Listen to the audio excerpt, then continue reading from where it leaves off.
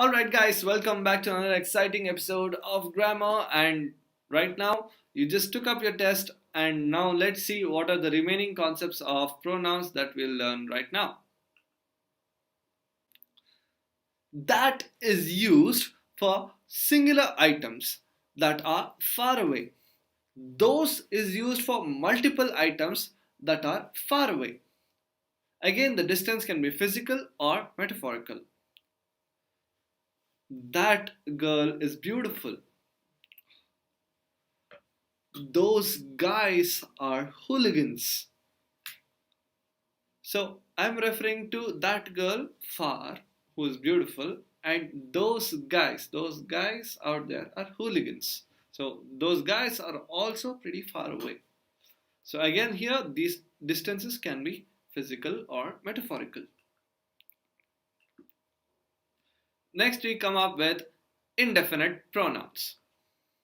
Indefinite pronouns are used when you need to refer to a person or a thing that doesn't need to be specifically identified.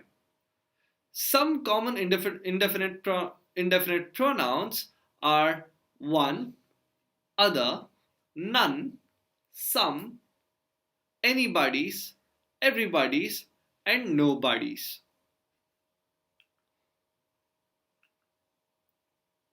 Everybody was late to work because of the traffic jam.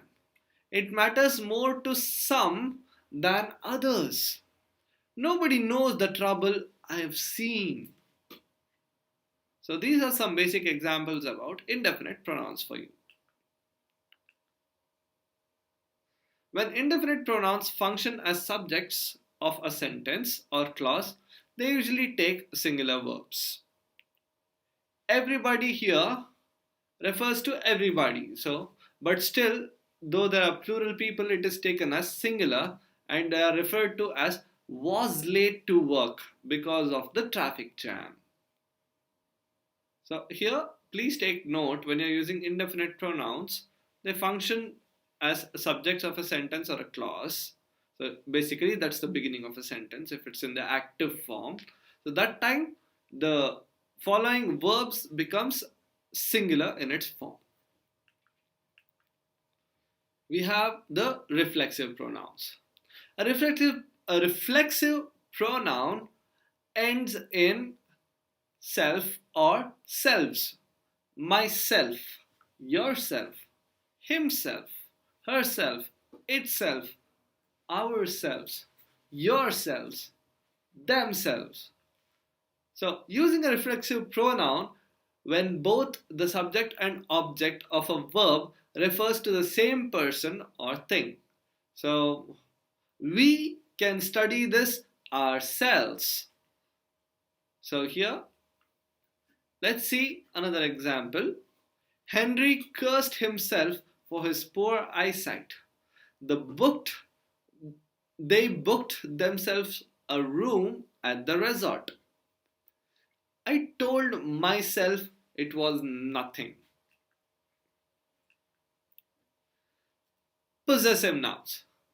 Possessive nouns come in two flavors, limiting and absolute. My, your, its, his, her, our, their, and whose are used to show that something belongs to an antecedent. That's the limiting pronoun. So it is a noun clause or a phrase that is referring to somebody or something. So an example for this can be something like Sarah is working on her application. So it is possessive about her. So whose application it is? It is Sarah's application. So just put me back on my bike. The students practiced their presentation after school. So as you can see the example, possessive that belongs to them.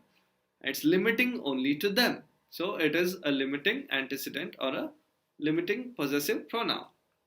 So next, the absolute pronoun are mine, yours, his, hers, ours, and theirs.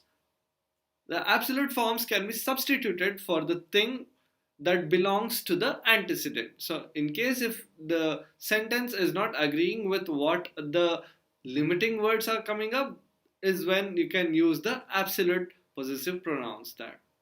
So, are you finished with your application? Sarah already finished hers. The blue bike is mine.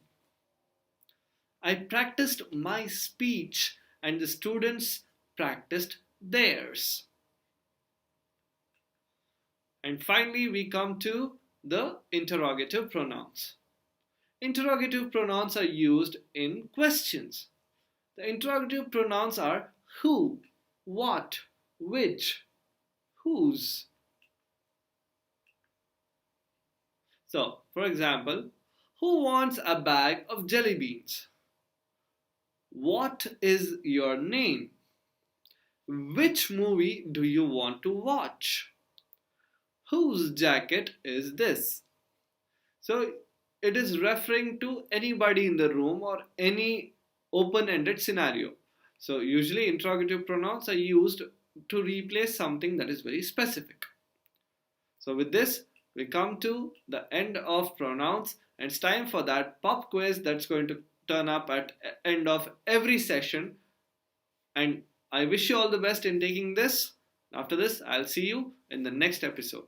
Until then, all the very best, do well, good luck, and thank you.